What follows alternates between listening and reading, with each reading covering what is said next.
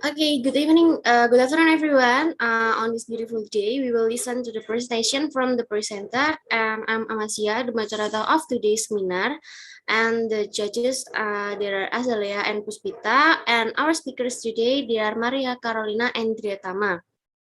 Before the presentation begin, let me inform you how the presentation will be going on. First, the speaker will be invited to present the material, and after that, there will be a question and answer session. For the first speaker, Maria Karolina, with her paper entitled The Translation Strategies of Figurative Language Found in the Font Key in Heart. Time is yours. Good luck. Okay, thank you for the presentation.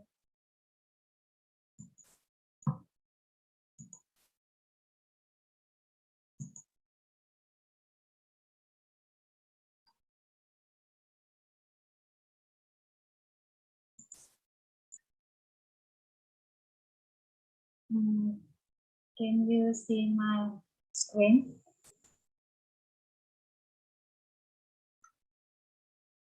Yes. Okay.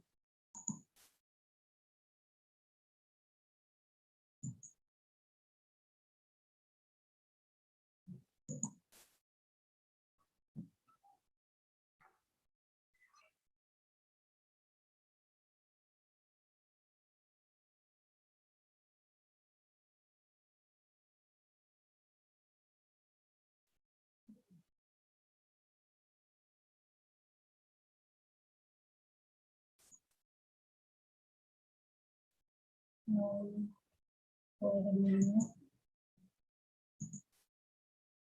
Okay, so good afternoon, Sir Haris and friends. So today my presentation entitled The Translation Strategies of Figurative Language Found in Funky's Income. So for the background, translation is a process of transferring the meaning from the ST to the TT without changing the original context. But it will be difficult in translating literary works such as novel, poems, or play script because in those type of text, language in literary work use various idiomatic expression and figurative language as well as being connotative.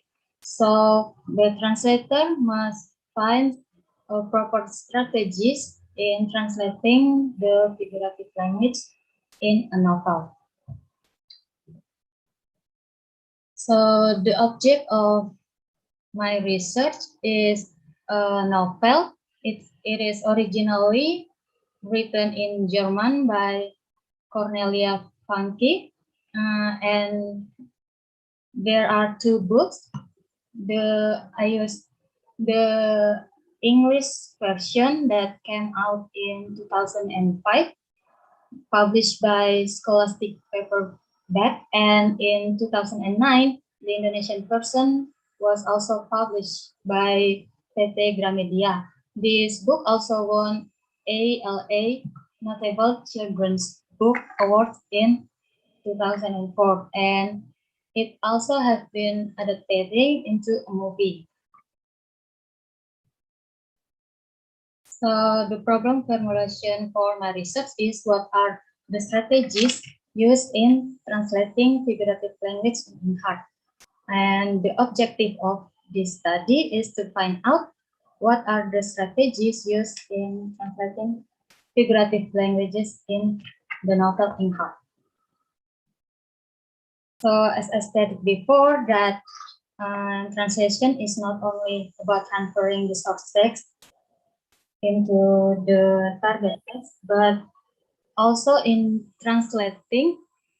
Ray said in Monday that in translating expressive text, such as a novel or poem, the target language of TT must convey the aesthetic and artistic form of the source text or ST.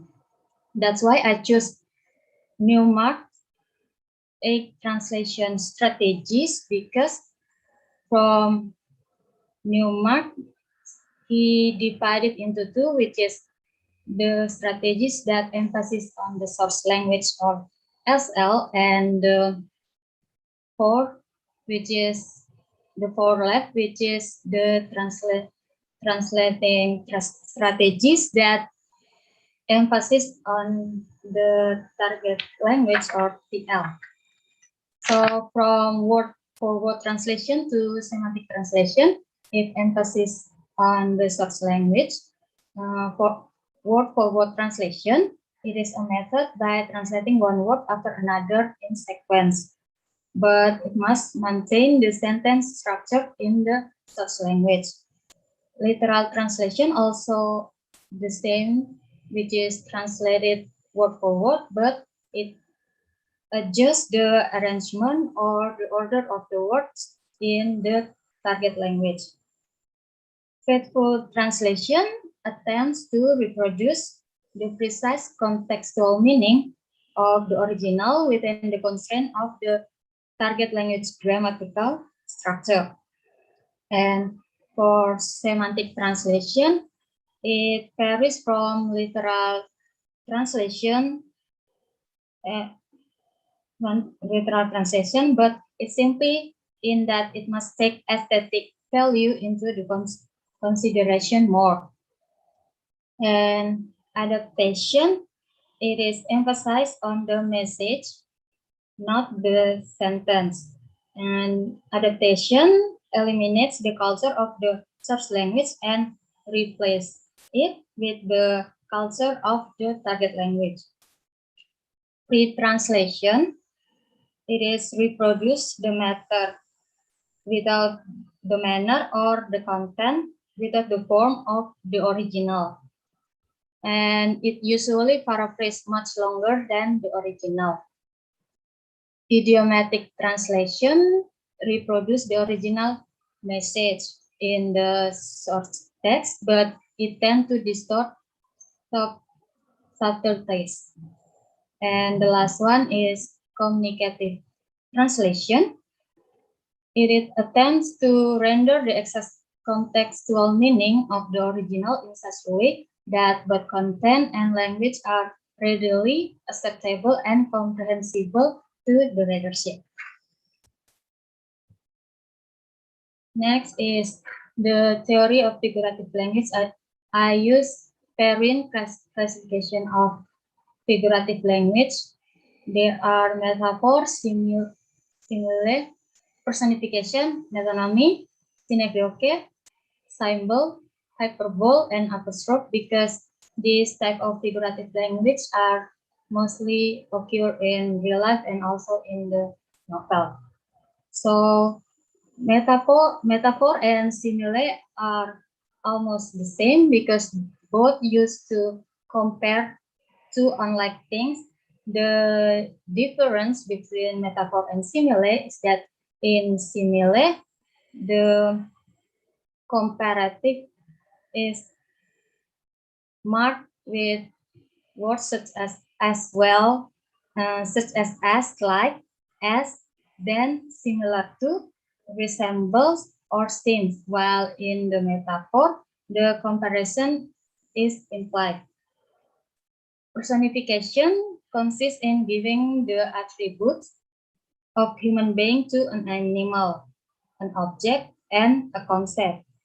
So it means that the inanimate objects are made to think, act, and so on like human.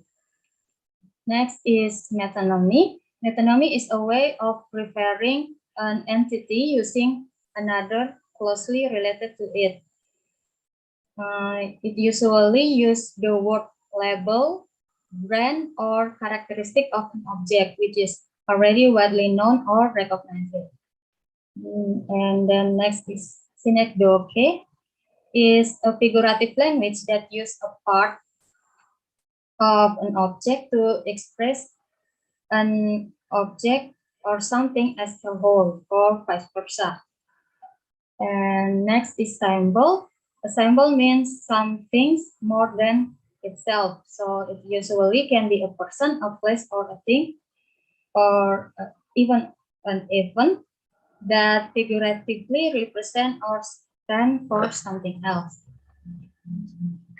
And then there are hyperbole. It is exaggeration expression in service of truth. And the last one is apostrophe. It is when a speaker puts voice or life or human ability into the addresses or a figure of speech which addresses someone absent, dead, or something non-human, as if that person or the thing were present and could reply. So next is methodology. So in conducting this research, the first I do is collect the data from the novel Inkheart. I choose sentences that contain the figurative language. Then I analyze the figurative language and determine the type of the figurative language using parent classification, and I determine the translation strategies that used in translating those figurative language. Then I will elaborate the results, and the last would be conclude the analysis result. So this is the result. The first one is the personification the night came in. It is classified, it is identified as faithful translation because the personification the night came in is translated into the same meaning in the target text. The target text reproduce the original message with the constraint in the grammatical the target text reproduce the original message with the constraint in the grammar of the target text. The night is translated into malam, came in this is translated into menerobos masuk, dark and damp is translated into gelap dan lembab. Next is data number 4. So the figurative language the night had found its voice. It is a personification which is translated into personification, and it is identified as semantic translation because the word murmuring is translated into berbisik dan berdesah, and added the word tiba-tiba between malam and punya suara. Although the translator made adjustment in the target text form, it still carry the aesthetic value that the subtext has. Next is data number 22. Eleanor sleep turned in a tiny smile, which is translated into bibir Eleanor mengerut membentuk senyuman serupa kumbang kecil. In this data, the phrase a tiny smile is actually a connotative word, but when it translated, it changed into simile, and it is identified as semantic translation and not word for word. Eleanor sleeps, translated into bibir Eleanor. Membentuk, translated into mengerut. In a tiny smile, translated into membentuk senyuman serupa kumbang kecil. And the phrase a tiny smile and senyuman serupa kumbang kecil also have the close meaning. So that's why I identify it as similar as semantic translation. Next is data number 27. His skin as pale as the moon, which is translated into kulitnya pucat seperti sinar bulan. In this data, identified as semantic translation also, because the simile as well as the moon has a close meaning with pucat seperti sinar bulan, and it's not literal translation, because if it's so, the translation would be the pucat seperti sinar bulan would be sama pucat seperti bulan itu. The translator added the word sinar between seperti and bulan, since sinar is a part of bulan. And although the target text style is a bit different, it still has the precise meaning as in the source text. Okay, next is the data number 41. The letters dance drunkenly on the page, which is translated into huruf-huruf di depanku tampak seperti pemabuk yang menari-nari di atas kertas. This is also identified as semantic translation, since the personification, the letter dance drunkenly on the page, is translated into simile. Huruf-huruf di depanku tampak seperti seorang pemabuk yang menari-nari di atas kertas.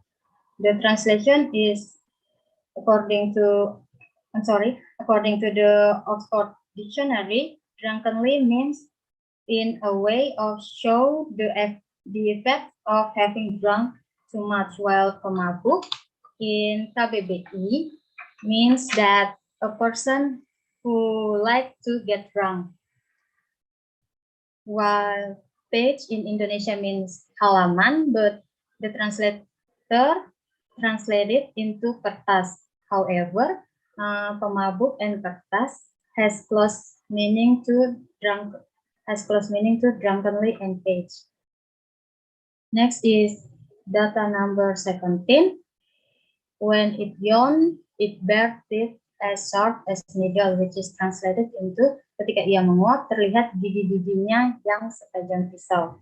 The simile as sharp as needle is translated into metaphor, setajam pisau. It is a free translation because needles defined as a small thin piece of steel that used for sewing, while pisau means a sharp metal edge with a handle that used for cooking or a weapon. And although it has different style, the meaning of the target text is still the same in the source text, because needle has close meaning with pisau. Next is data number 8. Books are like play paper, which is translated into buku itu jadi seperti kertas anti lalat. And this is identified as literal translation because if word for word translation, the translation would be itu buku-buku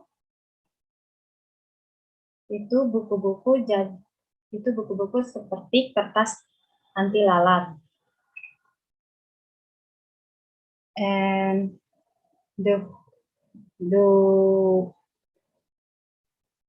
and next is the book whispering, which is translated into bisikan buku-buku. And I identify it as literal translation because the personification, the book whispering, is translated into the same meaning, bisikan buku-buku. The word whispering is a verb, but when it is translated into bisikan, it changes into a noun. However, the adjustment not omitted what the author's intention, which is to say that the books can whisper. The last is table 9, data number 1. His men spread fear abroad like the Black Death, which is translated into anak-anak buahnya membawa ketakutan seperti membawa pos hitam. And this is identified as free translation, since the simile like the Black Death is, according to Oxford Dictionary, is the name used for the very serious disease that quickly spread, which is killed millions of people in Europe and Asia in 14th century. While the translator changed the term Black Death into Positan, since she aware that the target text reader are not familiar in that term. The word spread, which is in Indonesia mean menyebar, is also translated into membawa. According to KBBI, the word membawa means to tell something, and it has the same or close meaning to the word spread, since in Oxford Dictionary, it means to tell something or somebody to be in a number of different places. And although the style in the target text is different in the source text, it still delivers the same meaning. And the last is conclusion. So as we studied before, in translating expressive text such as figurative language, the translator should choose the translation strategies that can maintain the aesthetic and artistic form of the source text. And in my findings, most figurative language in English use translation strategies that emphasize on the source language, which is semantic translation, literal translation, and faithful translation, even though there are two figurative language use free translation strategy. So is that all of my presentation? I apologize if in my explanation caused some confusing. And for my paper, that maybe some of you see that it is not complete. So that's all. Thank you for your participation.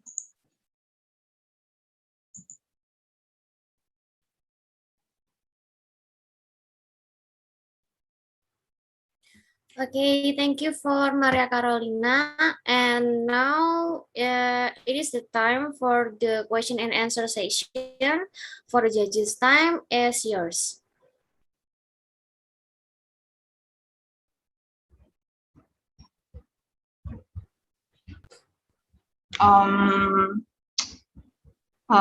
Karen, thank you for the presentation. I think that was a nice presentation.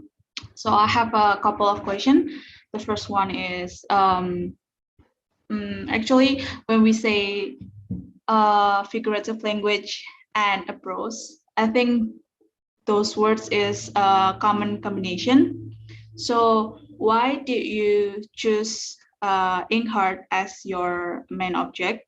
Is there any specific reason, like specific characteristic figurative language that is used in a novel, or is there any other reason? And the second question is, based on your research, do you consider the Indonesian novel, Indonesian translation is a good translation, or do you think it needs some improvement? Thank you. Okay, thank you for the question. For the first question, why I use Inkheart as the object? Actually, it is not have a particular reason, because first I have read the Indonesian version first, and in that book I found many figurative language, and it kind of trigger my curiosity. Like that's why I want to doing this analysis, because I'm wondering what kind of translation strategies that the translator use in translate the figurative language. Since sometimes there are cases when the translator ignore the aesthetic form of the figurative language from the source text, because maybe they think that the reader of the target language will not understand it better. And for the second question, I think the Indonesia translator already did a good job in translating the figurative language, since most of the translated book that I have read, which is contain the figurative language, can be understood easily. So is that answer your question? Yes, thank you. You're welcome. Okay, thank you for Leah, and then the second judges, please. Time is yours. In your paper, you mentioned that it will be difficult for a translator to translate literary works such as novel, poems, or a play script because it contains many figurative language. In your opinion, which literary work is the most difficult to translate and why? And the second question is on the table 3, data number 22. In your opinion, why is it translated? Sorry, I forgot the Indonesian translation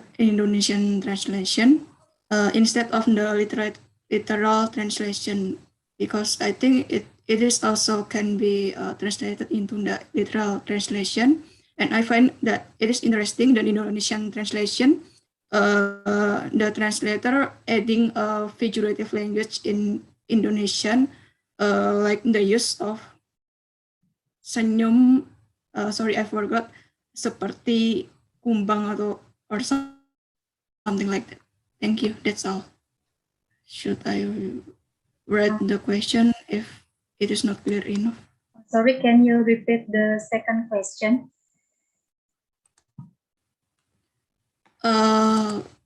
Like on the table 3, data number 22.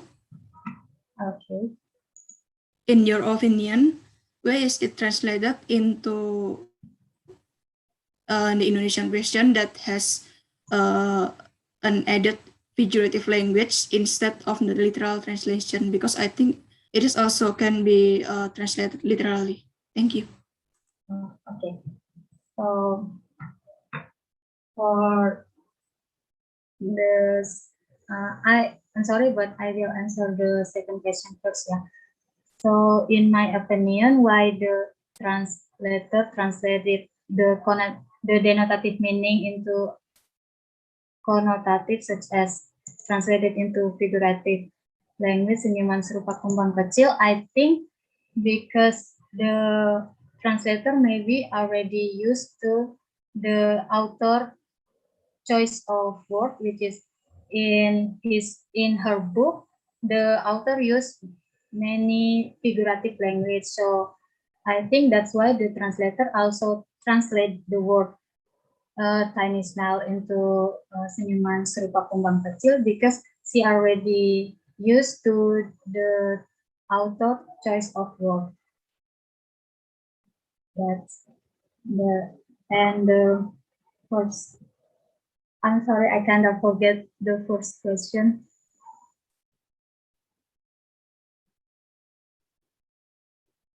You're still mute. I'm sorry. I'm sorry. You mentioned that it will be difficult for a translator to translate literary works such as novel, poems, or a play script because it contains many figurative language. In your opinion, which literary work is the most difficult to translate and why? Okay, for the question, I think the most in poem, most of the texts are written in a connotative meaning. maybe contain not only figurative language, but also idiomatic expression or symbol. So that's why I think it would be difficult to understand. It would be difficult to translate it because the translator would have to take in consideration in what the author really wants to say, while in novel there are sentences that also in denotative meaning, so it would be easy to understand a novel rather than a poem. Does that answer your question? Yes, thank you. Thank you.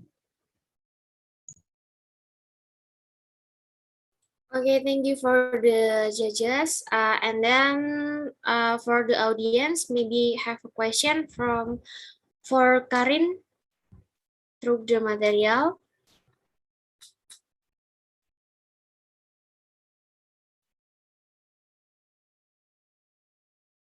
Anyone?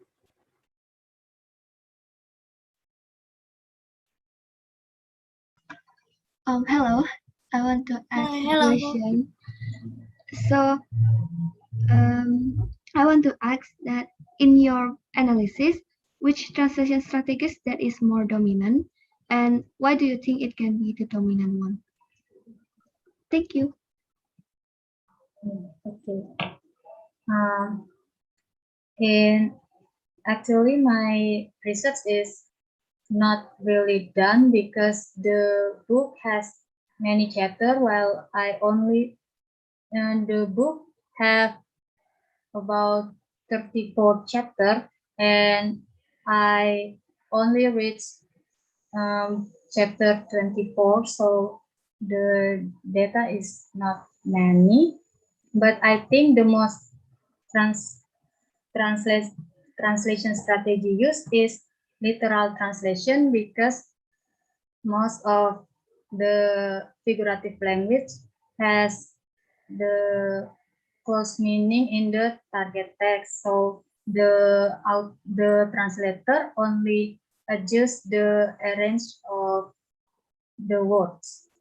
So that's why I think the more dominant is literal translation.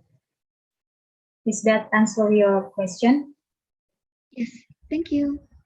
You're welcome. Okay, thank you for Miss Ella for the question. And then we are moved into the second speaker, Drietama, with his paper entitled Translation Equivalence in History and Bible section of JWORG, JWEVA, Witness, Alkitab kenapa begitu banyak? Time is yours. Good luck.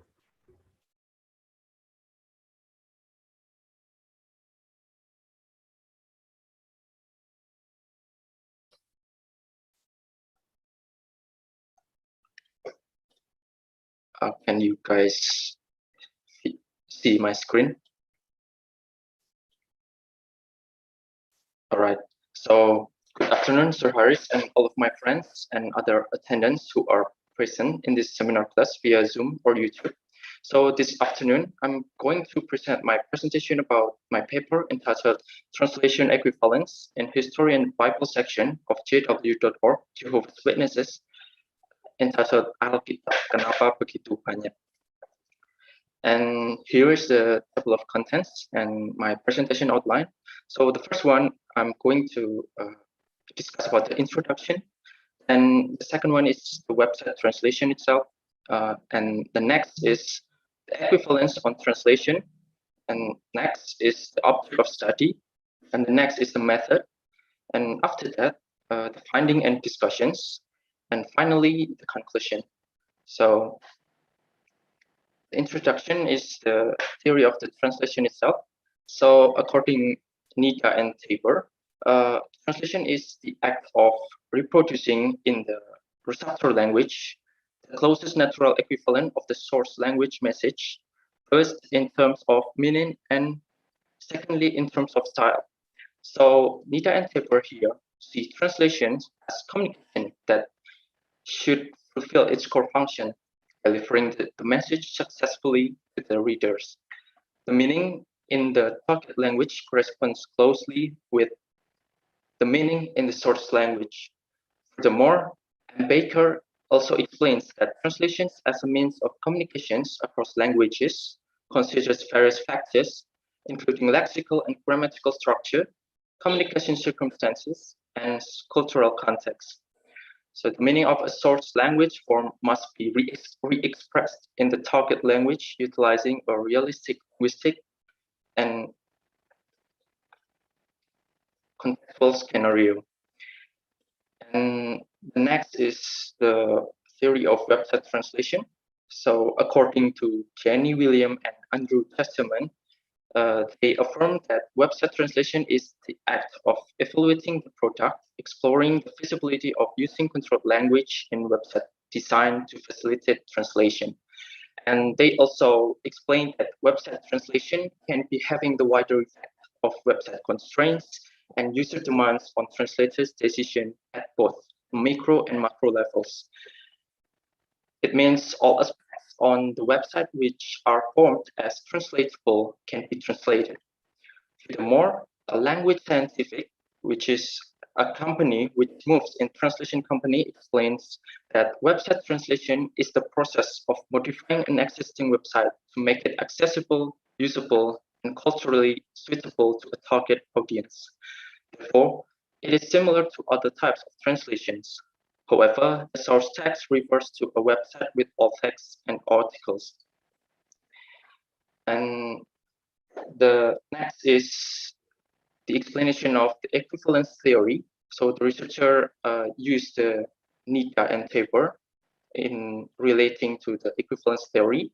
So Nita and Tabor explains that equivalence is divided into two types. The first one is the formal correspondence. It focuses the message itself, both form and content. So basically, formal equivalence is source-oriented. It is designed to reveal as much as possible of the form, like the syntax or the idiom, and the content itself, like the themes or the concept of the original message.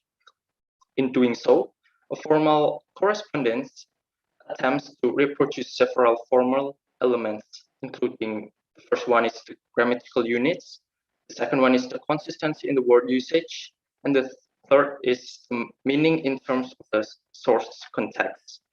And the second one is the dynamic equivalence. It is described by Nita and Tabor as having a focus with the closest natural equivalent to the source language message.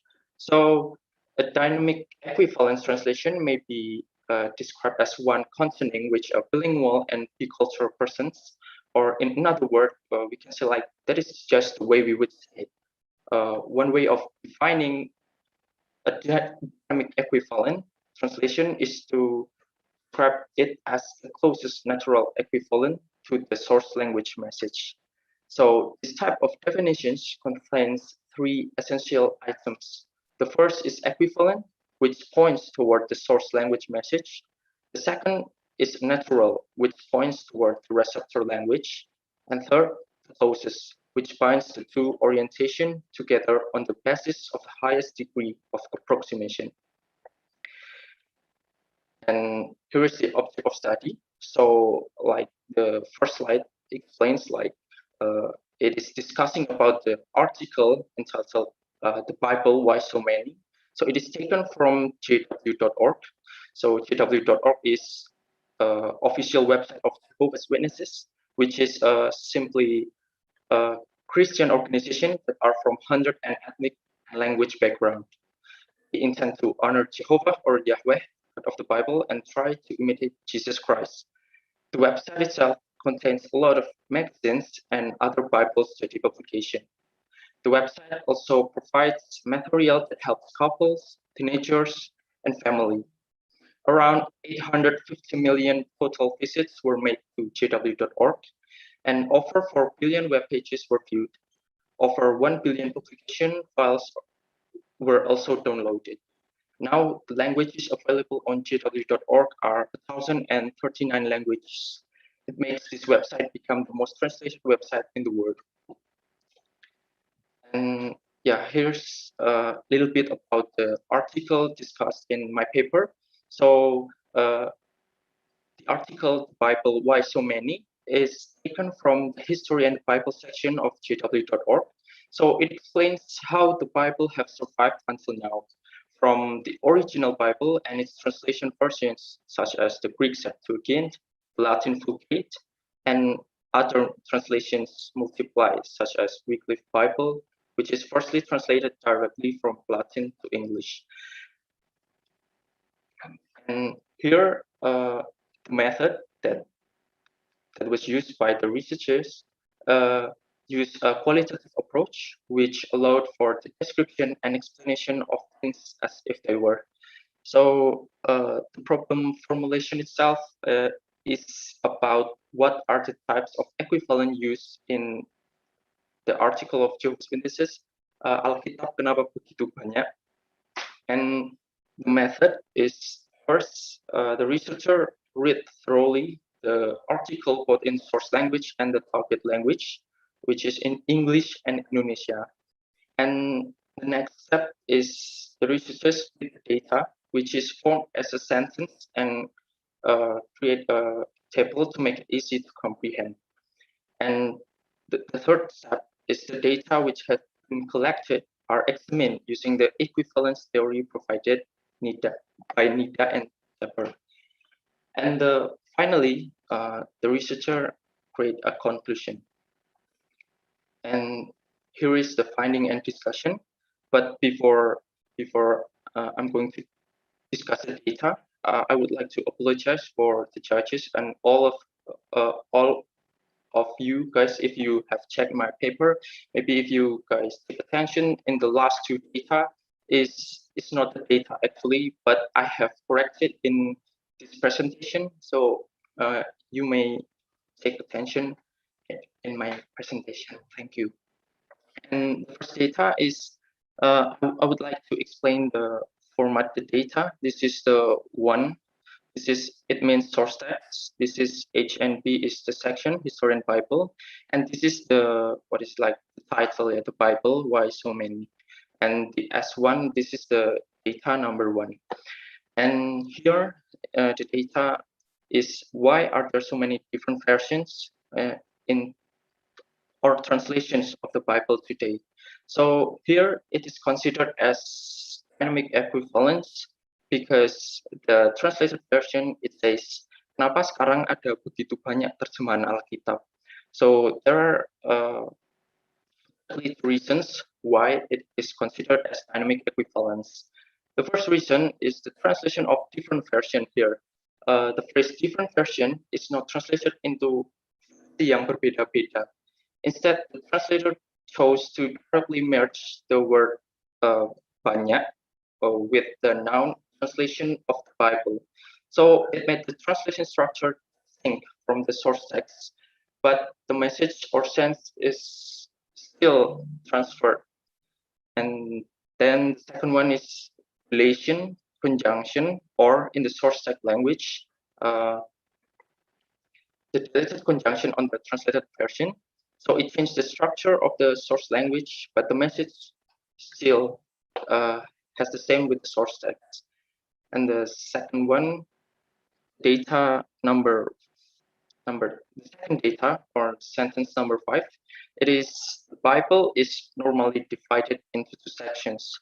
So here it is considered as formal equivalence because the translator translated it word to word, like all the words are translated with lexical meaning, like the Bible with Alkitab, and it's normally divided into biasanya dibagi into 2 sections, itu menjadi 2 bagian.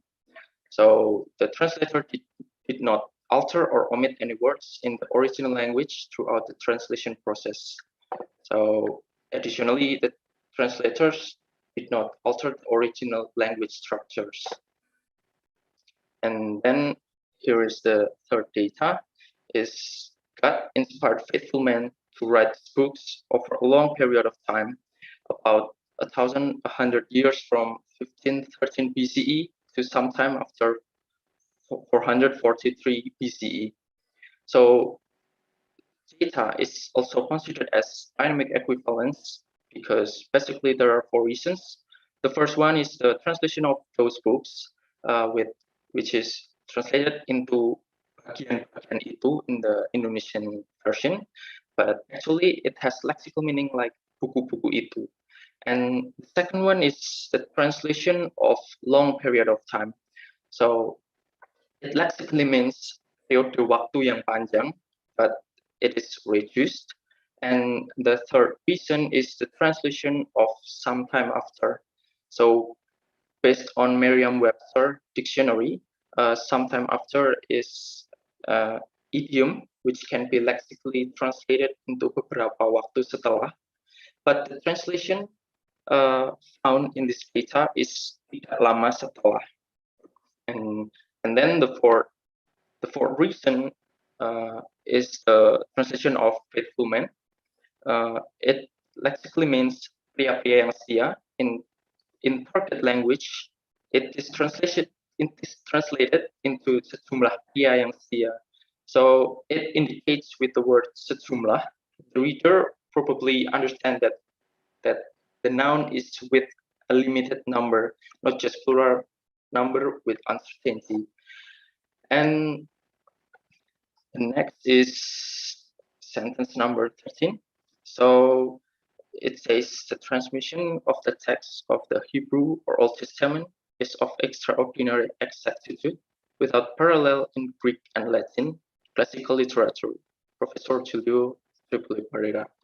So this data is also considered as dynamic equivalence because the first one, the noun, the transmission of the text of the Hebrew Bible, like the lexical meaning in Indonesia, the transmission is pengiriman or penyebaran, but instead using one of them, the translator chose to use word penyalinan because in the historical context, like Bible were distributed by the copyist, and even it is a little bit different, but the message is still transferred. And the second one is about the translation of idiom without parallel, which is an idiom based according to Merriam-Webster, and it means better than all others. The idiom is translated dynamically into mengungguli. In target language, mengungguli is a verb. So here we can see the difference from the structure, like from idiom into the verb, like that. And the next one is sentence number 24. The Septuagint also helped millions of non-Jewish Greek-speaking people to know what the Bible taught. So here, the data is also considered as the dynamic equivalence since the translation of the adjective non-Jewish. So the translation non-Jewish lexically means non-Yahudi in Indonesian, but the translator translated into orang dari bangsa lain. So it helps the reader from many background or any other part of the world like to comprehend easily in Indonesia. And the second reason is the preposition added in target language. So it says orang dari bangsa lain. So in the source text, it doesn't have a preposition, but in the target language, it is added a preposition in order to to clarify the sentence here. And then this is the sentence number 25. So it's quite long, but it is the data also considered as a dynamic equivalence also because the first one is the structure of the sentence. So name here, the Professor W.F. Howard is moved after the word bagaimana in target language. So it is to merge the sentence spoken by him. And in Indonesian language, it is a little bit weird if translated in the position like on the source text structure. So for example, like sejak pertengahan abad pertama, kata profesor, something like that. It's a little bit, weird, I think, in translated version. So the second reason is the original source text is divided into 3 sentences in the target language. So here, the dependent clause, whose missionaries in here is translated into new sentence, split from the main sentence, which is para misionarisnya pergi ke setiap sinagoga. So the structure is, is briefly explained, like split from the main sentence. So it creates the new structure. And then the next, the last data is, as Jesus' disciples progressively received the books of the Christian Greek scriptures, they put them together with the Septuagint translation of the Hebrew scriptures, and that came to be the complete Bible that we have today. So this is the sentence number 27, is considered as a dynamic equivalence also, because basically 2 reasons. The verb receive here on the source text, and if you take a look at the translated version, the verb receive lexically means menerima. The translator selects the verb mendapat to help the native easily understand the message as the source text.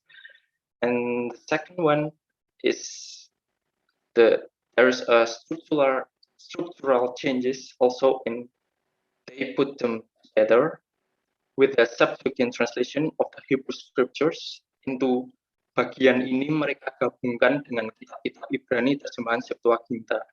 So in the source text, the form is in active voice, but the translator changed it into a passive voice. So that's all the reason, and this is all the data. And for the conclusion itself, the equivalence occurring in Jehovah's Witnesses translation of History and Bible section article consists of formal and dynamic equivalence. The percentage demonstrates dynamic equivalence is more prominent than the formal equivalence. It matches with what Nita says, that dynamic equivalence has priority over formal correspondence. So the existence of translation equivalence in the article emboldens the importance of easy understanding about rendition in website translation. The website translation text should be concise in providing information as possible from the source text. The website translation needs a literal and minimal transfer. The change and maintenance of specific expression in website translation aim at providing target readers with an appropriately acceptable translation. So that's all of my presentation. Thank you for giving attention.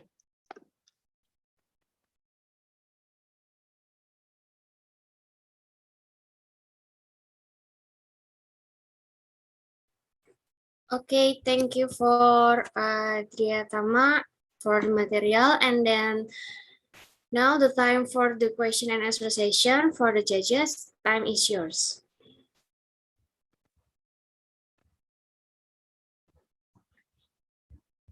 Okay, Drit, that was such an interesting presentation. And now I have a couple of questions.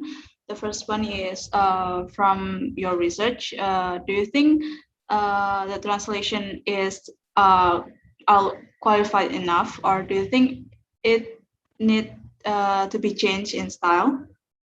The second one, you analyze the whole text in the section. So in your opinion, what benefit does your paper provide to the field of translation? Thank you. All right. Thank you, Leah, for asking the question. So I will answer the first question. So it is about is the translation is qualified enough or not, or does it need to be changed in style? I think because I read the whole sentences, I mean, like the translation of the article, it has a good translation, because when I learn about the what is it, learn about the Nita and Taper theories and learn something new about Nita and Taper. I also, what is it, like what Nita and Taper says in their book. Is it like, I mean, like suitable with the translation or not? So the good translation, what I have learned from Nita and Taper is has the dynamic equivalence more prominent than the formal equivalence. So is that answering your question, Leah? Yes. All right, thank you. So the second one is you ask about what benefits, from this research. So because personally I have, what is it, like interest in translating what is it, like a book or something else. So I learned from this, like even it doesn't have to be, what is it, word to word translation, but as long as the source text messages is transferred, I mean, like in target language, it helps me to be what is it, like a good translator also. Yeah, I'm trying to do that. Yeah, thank you for the question.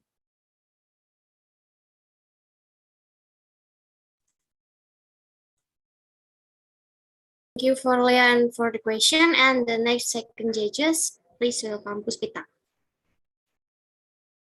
First, thank you for the presentation. I think it is clear enough, and I want to ask several things on the paper. The first is you mentioned other articles in your paper, and why did you specifically choose this article instead of the other article that you mentioned? And the second question is on the last data on the paper, why was it translated literally? That's it. Pardon, Puspita, maybe would you mind, what is it, like repeat the question number 2? On the last data, why was it translated literally on the paper?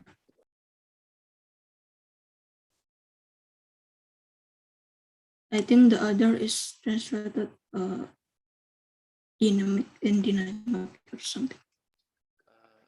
Oh wait, for first thing, I would like to make sure, like the data you read is from my paper or my last presentation, because previously I mentioned that the last data on my paper, it was, what is it? It was not the data. It is not the data. Yeah, in the paper. But if you would like ask, I try to answer it. That's okay. It is the one on the paper. In the paper. All right, I will check it first. But before I check it, I would like to explain why I choose this article, because I think it is interesting, for me personally, like to choose this article, because the Bible has the translation with the most translated book in the world. Yeah, so I would like to know the history, and also what it gave me an insight to, what is it, to meditating on them. And the article itself, I mean, like I usually read most article in jw.org. So yeah, I just, what is it, like interesting, like I think this is related with my interest, so I choose this as my topic. And the second question,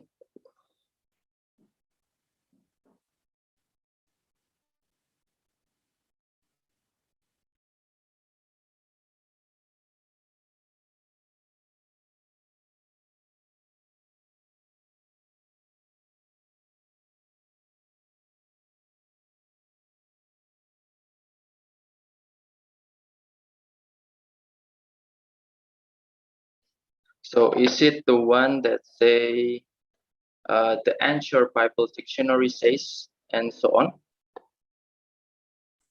Yes, it is. All right.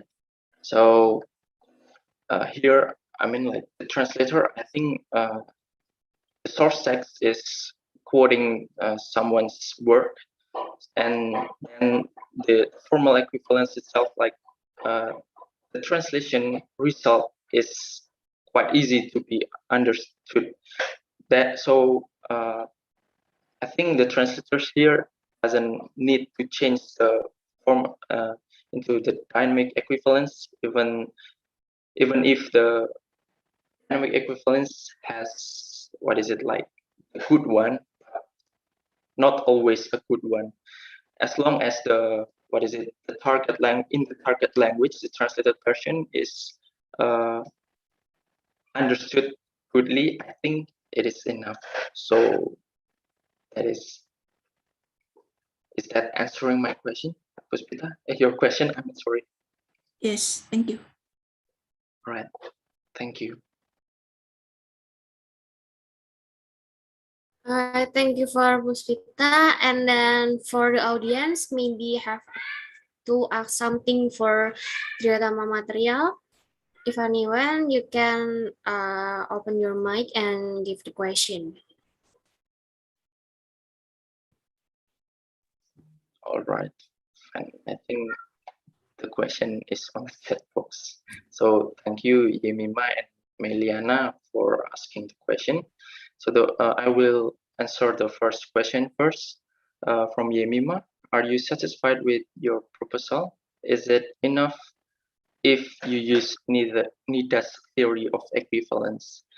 Yeah, I think I'm quite satisfied with my proposal, and it is good enough, I think, for using Nida's theory of equivalence. But it doesn't mean I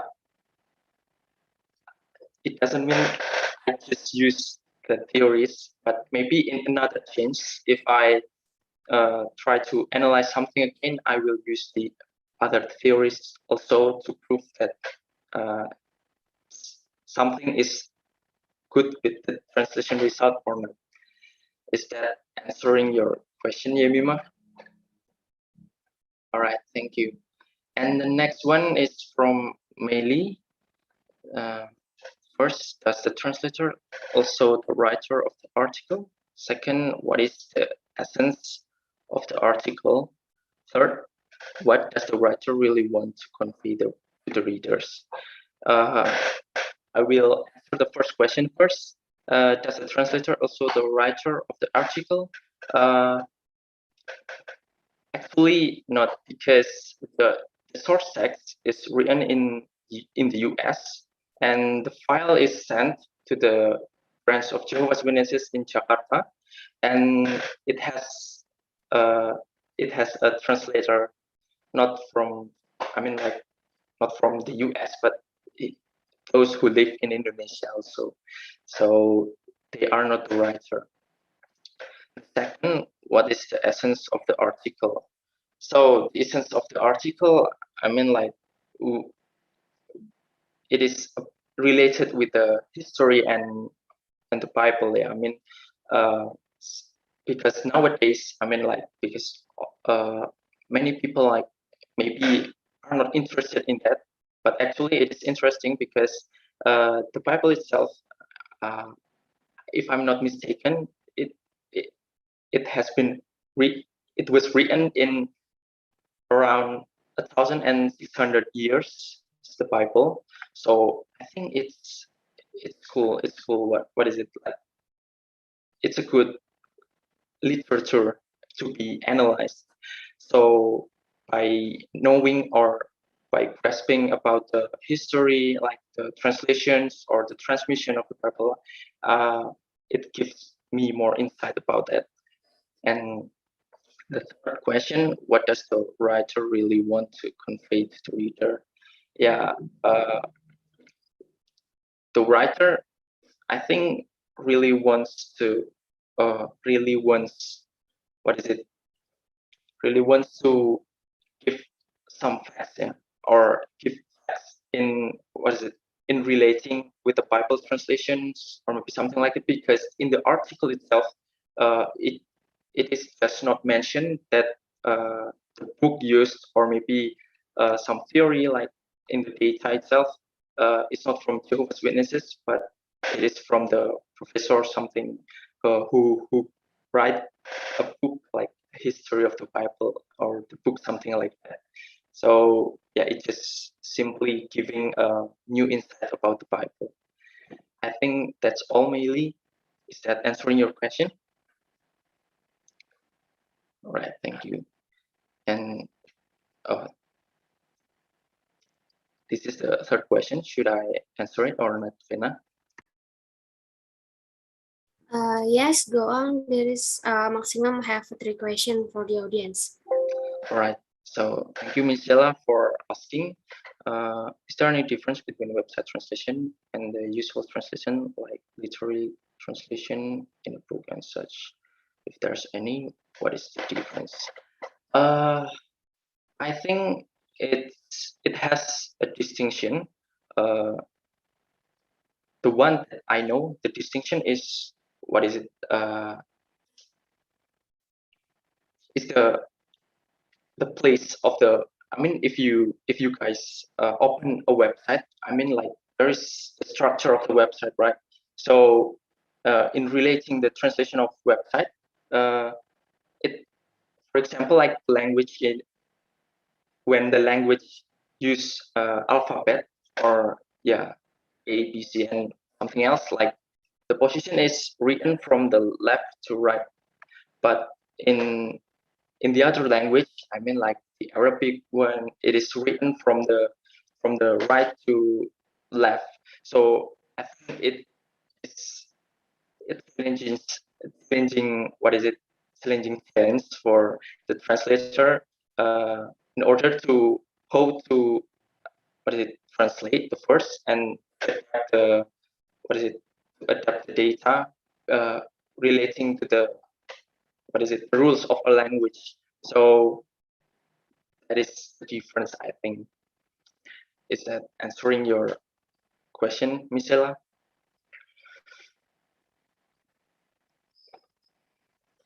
All right. Thank you, guys, for attending this class seminar. I would like to apologize if there is a lot of mistakes. But yeah, thank you. Have a good day.